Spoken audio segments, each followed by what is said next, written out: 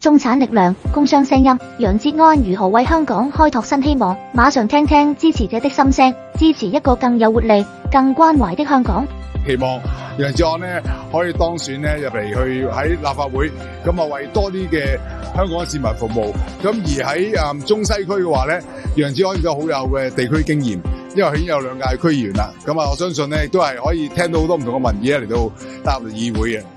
我希望由於我哋都係自由黨，可以入到議會咧，可以帶到一啲新氣象，尤其是經濟方面啦，同埋一啲教育、新科技啦，佢有一個新思維，同埋可以聆聽到我哋香港居民啲聲音，帶到去立法會，為我哋出一分力。哲安重情義敢擔當，愛家庭為青年，始終為默默打拼嘅中產革新做事發聲。立法會需要新人新聲音，請支持楊哲安一票。齊心共建，成就未來。12月7日，大家齊齊來投票。